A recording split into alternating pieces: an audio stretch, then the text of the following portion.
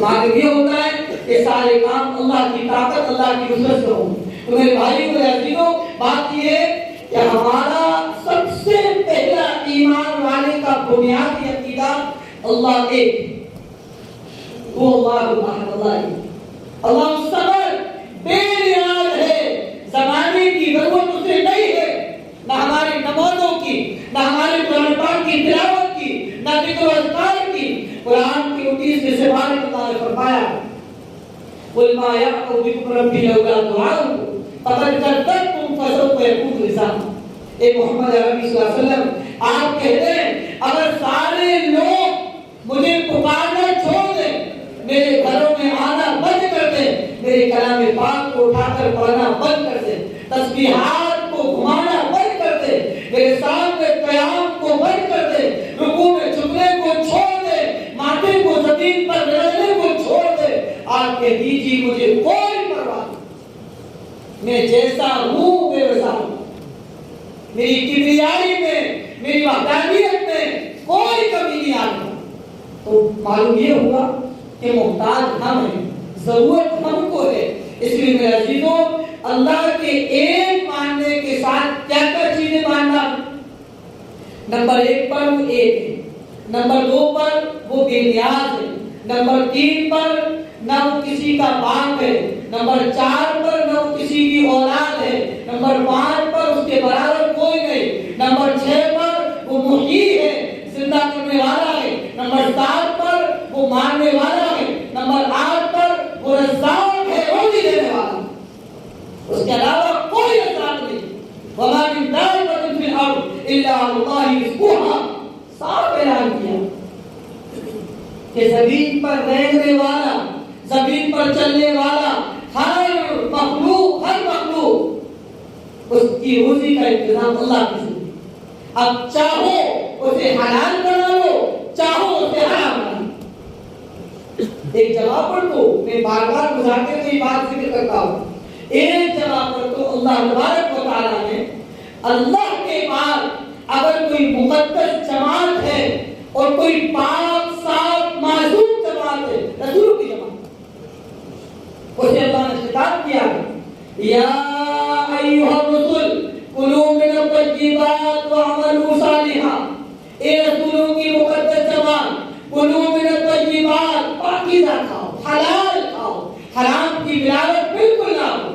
Loan لینے کے طریقے پر حرام کمائی، بیاج دے کر، بیاج لے کر، رشوت دے کر، رشوت لے کر، پیسوں کو بیاج پر بانٹ کر، پیسوں کی پونجی اکٹھا کر کر ایک انبار لگا کر، اللہ کا اعلان ہے اگر ظاہر میں تو آپ کے بینک میں ہزاروں لاکھوں روپے ہوں گے، اگر وہ بیاج کی طریقے سے اکٹھے کیے گئے، اللہ کے بتائے ہوئے طریقے سے ہٹ کر اکٹھے کیے گئے، اللہ فرماتا ہے یمحق اللہ الربا ویربی الصدقات، اللہ تبارک و تعالیٰ ایسے بیاج سے لیے ہوئے پیسوں کو مٹا کر اس کا اعلان آج نہیں تو نسلوں پر آئیں گے حالات، نسلیں بھکاری بن جائیں گی اور جس کے کمائی کے طریقے غلط ہوں۔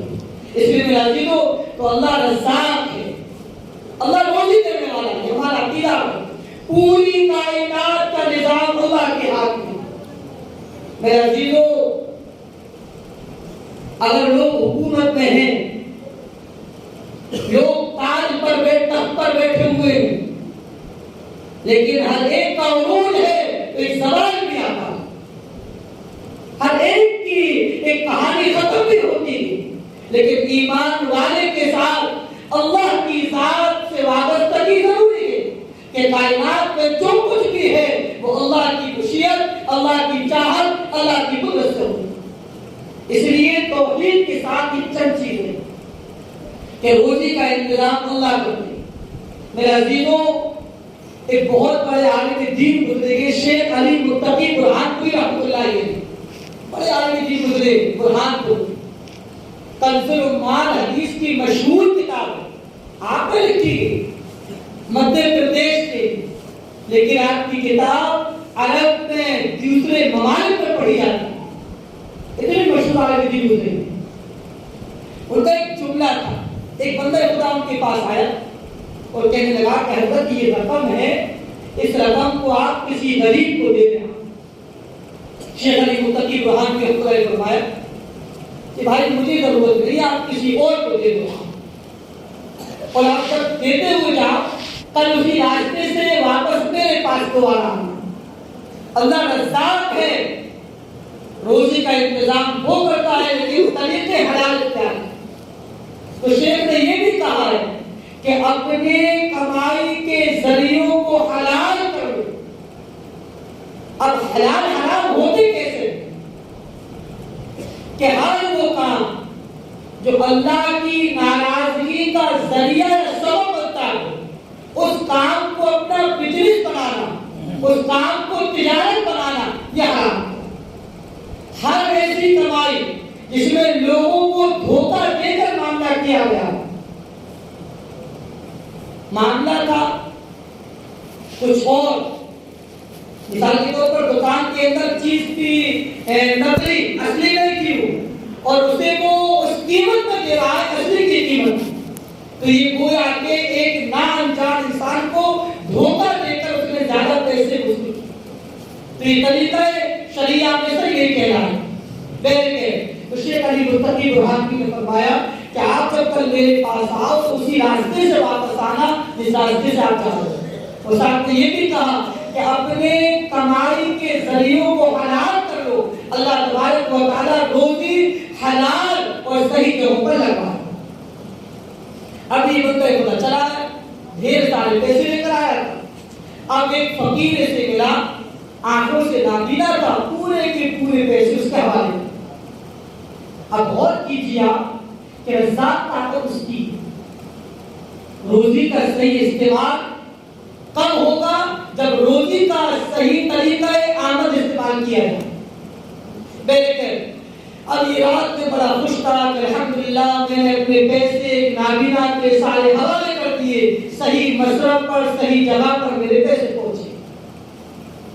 جب یہ کل واپس آیا اسی راستے سے وہی نابینا اسی حالت میں اسی جگہ پر اپنے دوست کے ساتھ کھڑا ہوا، پتا نہیں لگا یہ پاس میں چلا گیا، جس سے بات کر رہا تھا وہ بھی نابینا تھا اور یہ بھی نابینا۔ اب یہ پاس جا کر چپکے سے کھڑا اور سننے لگا۔ وہ کیا کہتا ہے؟ کل تو بہت مزہ آیا، ایک صاحب خیر آیا تھا، اس نے اتنے سارے پیسے دیے، تو وہ دوست پوچھتا ہے کہ تم نے پیسوں کا کیا کیا؟ اس نے جواب دیا کہ سب سے پہلے میں کدے گیا، شراب کھانے گیا، میں نے شراب پی خوب جم کر، عیاشی کے اڈے پر گیا، عیاشی کی میں نے، اور پھر تمام جیوں کے اڈے پر گیا، اور پھر میں نے تمام حرام کام۔ اب یہ سر پکڑ کر بیٹھ گیا کہ یہ کیا ہوا میرے پیسے۔ تو اب شیخ کے پاس آیا، اپنی منڈی نیچے ڈالا ہوا سوچ رہا تھا، غم کر رہا تھا، رنجو غم میں تھا۔ شیخ نے پوچھا کہ سر کو اوپر اٹھاؤ، کیا ہوا؟ کانٹے سے خون نہ نکلے اس کا، درد میں غم میں تھا۔ شیخ نے پوچھا کہ ماجرا کیا ہے؟ سارا ماجرا سنا۔ شیخ نے اپنی جیب سے 1 روپیہ نکالا اور کہا کہ جاؤ سب سے پہلا بندہ آپ کو میرے اس کے حوالے کر دینا ہی ہوگا۔ اب یہ بندہ شیخ کا 1 روپیہ لے کر ہے، ایک سفید پوشاک میں بندہ خدا ملا اس کے حوالے 1 روپیہ کر دیتا ہے۔ وہ 1 روپیہ لیتے ہی جنگل کی طرف بھاگا۔ اب یہ بھی پیچھے بھاگا کہ دیکھو کیا کرتا ہے۔ گیا، کبوتر اس کے ہاتھ میں تھا، کبوتر کو اسے پھینک دیا اور واپس پلٹا۔ اس نے روکا کہ بھائی مجھے کچھ آپ سے بات کرنا ہے، کہ کریے، کہ میں نے آپ کو 1 روپیہ دیا، آپ جنگل کیوں بھاگے؟ اس نے کہا لگاتار 3 دن ہو گئے، میرے بیوی بچوں پر واقعے کی حالت ہے، کنڈیشن یہ ہے کہ اگر میں ان کو کچھ نہ دوں تو مر جائیں، اس لیے اضطراری حالت میں فَمَنِ اسْتُرَّ غَيْرَ بَاغٍ وَلَا عَادٍ فَلَا إِثْمَ عَلَيْهِ إِنَّمَا حَرَّمَ عَلَيْكُمُ الْمَيْتَةَ وَالدَّمَ، کہ حرام کیا ہے تم پر مردار کو، لیکن آگے فَمَنِ اسْتُرَّ، جو اضطرار میں پہنچ جائے، مجبوری میں پہنچ جائے، جان کنی کی حالت میں پہنچ جائے، اسی گنجائش ہے کہ مردار کھا سکتا ہے۔ جس کی جان کے جانے کا خطرہ اس کا بچنا ناممکن ہو اور کوئی دوسرا حلال طریقہ ہو ہی نہیں اسے گنجائش ہے، لیکن دو شرطیں اس کے ساتھ دی، غیر باغ ولا آگ، چاہت بھی نہ ہو ضرورت سے زائد بھی نہ ہو، غیر باغ چاہت بھی نہ ہو ولا آگ اور ضرورت سے زائد بھی نہ ہو، فلا اثم، اس کو کوئی گناہ نہیں۔ اس نے کہا کہ میں مردار پڑا ہوا کبوتر اٹھا کر لے کر جا رہا تھا اپنے بچوں کو کھلانے کے لیے، جب اللہ تبارک و تعالیٰ نے میرا انتظام حلال حلال 1 روپے کا کر دیا، اب مجھے جائز نہیں ہے کہ میں حرام کا کبوتر کھلاؤں۔ یہ واپس آیا شیخ کے پاس، کہنے لگا حضرت میں نے آپ کی نصیحت کے مطابق کام کیا، جو سب سے پہلا بندہ ملا میں نے اسے تلاش کر کے اسے 1 روپیہ دیا، اور وہ ایسی حد میں تلاش فرمایا کہ اپنے کمائی کے ذریعوں کو حلال کر لو، اللہ تبارک و تعالیٰ حرام جگہوں پر، ناجائز جگہوں پر، غلط مقدمات میں اور غلط مقامات میں آپ کی حلال کی ہوئی کمائی کو اللہ بچائے۔ اس لیے میرے عزیزوں 2 بڑے مسئلے ہیں، خدا کی قسم کہ عبادات پہ دل کیوں نہیں لگتا، اللہ کے گھروں میں رمضان کے علاوہ کیوں نہیں آتے ہم، کیا وجہ ہے؟ دل تو خون چاہتا ہے، جب اذانیں ہوتی ہیں دل یہ کہتا ہے کہ کاش میں بھی نماز پڑھنے والا ہوں۔ جب کوئی اللہ والا ملاقات کے لیے اللہ کے راستے میں کشت میں آپ کے پاس پہنچتا ہے، جب وہ چند باتیں کہتا ہے دل میں آتا ہے، مچلتا ہے کہ میں بھی پڑھوں گا، لیکن وجہ کیا ہے، کیوں نہیں آتا؟ کلا بران علی قلوبہم ما کانوا یکسبون، کہ دلوں پر ایک جنگ لگ گیا اعمال بد کا، اس لیے نیک اعمال کا شوق دل میں نہیں۔ ابھی وہ ڈاکٹر صاحب نے ایک لفظ پڑھا تھا کہ امت کے لیے آپ کتنے رو گے، مجھے اس وقت ایک آیت کریمہ ٹکڑا یاد آیا، ان تعذبہم فإنہم عبادک وإن تغفر لهم فإنک أنت العزیز الحکیم۔ پوری رات اس آیت کریمہ کو پڑھ کر جناب رسول اللہ صلی اللہ علیہ وسلم نے کہا، اس میں ایک شکایت ہے، ان تعذبہم، اگر آپ ان کو عذاب دو گے اللہ یہ آپ کے بندے ہیں، اگر آپ معاف کر دو گے تب تو آپ کو عزیز الحکیم۔ پوری رات اللہ آپ کے بندے، آپ معاف کر دیجیے، آپ بخش دیجیے، آپ کے گناہوں کو معاف کر دیجیے۔ میرے عزیزوں خدا کی قسم یہ ماہ مبارک نظروں سے گزرا ہے، اور ہماری کیا حالت رہی ہے؟ قرآن مجید آگے امام صاحب پڑھ رہے ہو اور ہم پچھلے سبوں میں بیٹھ کر قرآن سن رہے ہو۔ حضرت فاطمہ الزہرا رضی اللہ تعالیٰ عنہا پوری رات قرآن کھڑے ہو کر پڑھا کرتی تھی، 11 مہینے خون کھایا، عشاء کی نماز پڑھ کر سو گئے۔ اگر ایک مہینے اللہ کے سامنے کھڑے ہو جائے تو ہمارے جسموں کا کیا کرے گا؟ ان آخری راتوں میں اللہ کو منا لے، اللہ کو راضی کر دے تو کیا کر جائے گا؟ تو میرے عزیزوں اپنی کمائیوں کو حلال کرنا، میں کہہ رہا تھا کہ بہت بڑا مسئلہ ہے۔ 2 چیزوں پر اللہ تبارک و تعالیٰ نے پوری دنیا کے قیام کو، پوری دنیا کے نظام کو چلا رکھا ہے، اور دونوں کا حصہ قرآن مجید میں ہے۔ جعل اللہ الکعبۃ البیت الحرام قیاما للناس وشهر الحرام والهدی والقلائد۔ اللہ فرماتے ہیں اللہ تبارک و تعالیٰ نے بیت اللہ کو، خانہ کعبہ کو لوگوں کے قیام کا ذریعہ بنایا ہے۔ جب تک خانہ کعبہ موجود رہے گا یہ دنیا کا نظام پورا ہو ایسا ہی چلتا رہے گا۔ سورج کا وقت پر نکلنا، چاند کا وقت پر نکلنا، ہواؤں کا چلنا، بارش کا ہونا، یہ تمام تقاضے اپنے اپنے وقت پر ہوتے نہیں۔ تو میرے عزیزوں اور بھائیوں، دوسری چیز یعنی کہ انسانوں کے قیام کا، مسلمانوں کا نہیں، پورے انسانوں کے قیام کا ذریعہ خانہ کعبہ کا موجود ہے۔ یہ 7 سپارے اللہ نے فرمایا، اور 14 سپارے میں آپ تراویح میں سنی ہوتی ہے وَلَا تُؤْتُوا السُّفَهَاءَ أَمْوَالَكُمُ الَّتِي جَعَلَ اللَّهُ لَكُمْ قِيَامًا، کہ بے وقوفوں کے ہاتھ، ناسمجھوں کے ہاتھ تم مال اپنے حوالے مت کرو، کیوں ہمارے پیار کا ذریعہ بنا. تو مال کی اہمیت یہ بھی ہے اور مال کی نزاکت یہ بھی ہے کہ طریقہ حلال اختیار کرو. خدا کی جب پیٹ میں حرام لقمہ پہنچتا ہے تو عبادات کی ساری روحانی ختم ہو جاتی ہے. دیوبند میں ایک بزرگ تھے، وہ ہر سال دارالعلوم دیوبند کے اساتذہ کی دعوت کیا کرتے تھے اور معلوم ہے وہ کیا کیا کرتے تھے؟ جنگل سے لکڑی چن چن کر لا کر مارکیٹ میں بیچتے.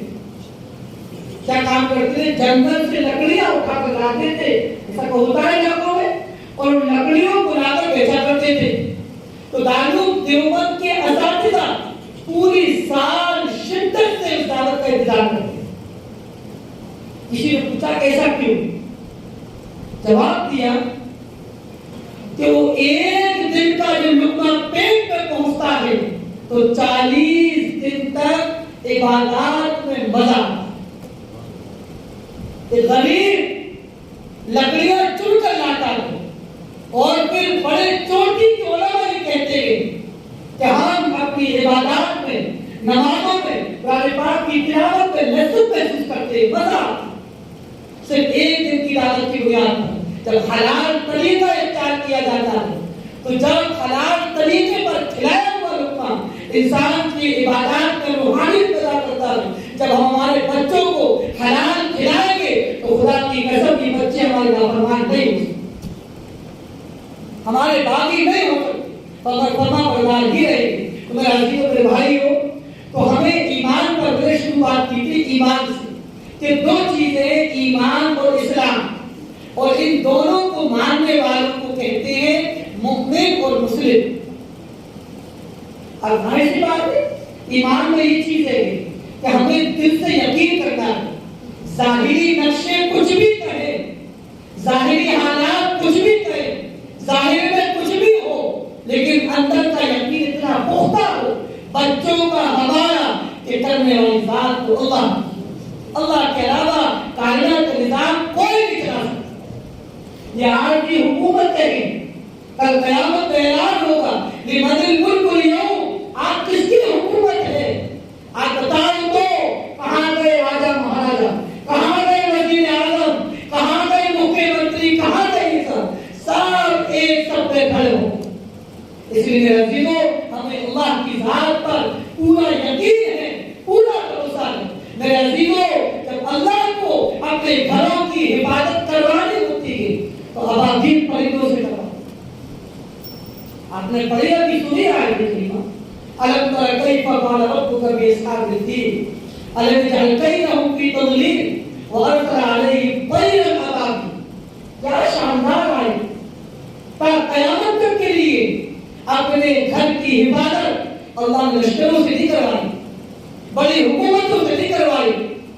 جب ابرہا مقام صنعاء سے خانہ کعبہ کی اینٹ سے اینٹ بجانے کے ارادے سے نکلا تھا، بڑا لشکر تھا، ہاتھیوں کے ساتھ آیا تھا کہ ہمیں بخشوں گا نہیں، خانہ کعبہ کو گرا کر رہوں گا. انجام دیکھو اللہ پاک نے تہس نہس کر دیا.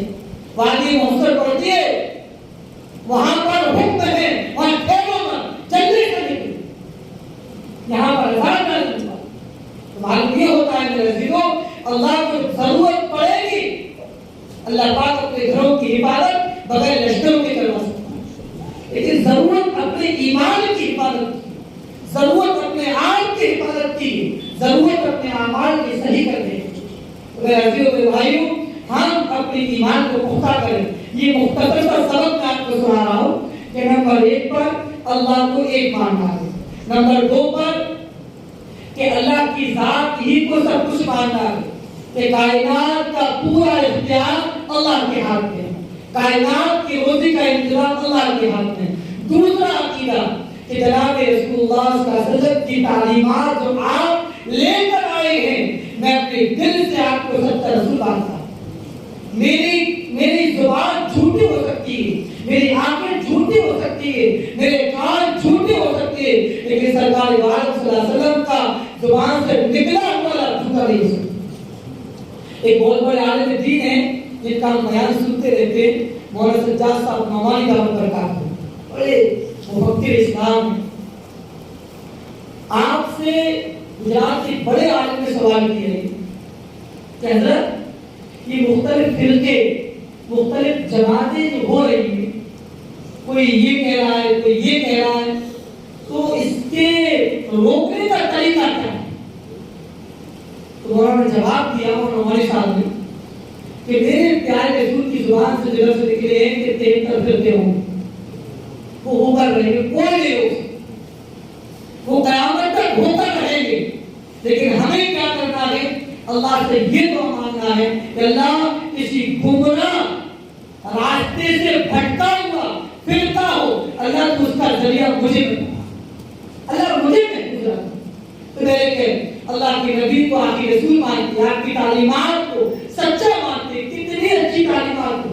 एक रिवायत आपने सुनी होगी कि ईमान की 70 से ज्यादा शाखें, फाज़ल व क़ौल ला इलाहा इल्लल्लाह, बेहतरीन शाख, आला दर्जा ला इलाहा इल्लल्लाह पढ़ना, व अदनाहा इमाततुल अज़ा अन तरीक़, और ईमान की सबसे कम दर्जे की शाख। आप देखो, एक शाख को जोड़ा ईमान से, दूसरी शाख को जोड़ा माशरे को सही करने से। एक शाख का ताल्लुक ईमान से, अल्लाह को एक मानते, अल्लाह के अलावा कोई नहीं, ला इलाहा इल्लल्लाह मतलब। और दूसरी शाख जो अदला दर्जे की है, उसे जोड़ा है माशरे को सही करने। इमाततुल अज़ा अन तरीक़, रास्ते से तकलीफ देने वाली चीज को हटाना, हर तकलीफ देने वाली चीज। मुसलमान का ये क्रिया है, मुसलमान अपने आप से दूसरों को महफूज रखता है। इस्लाम का मतलब ही अपने आप को मुकम्मल ज़ाहिरी एतबार से, हाँ ईमान की बात की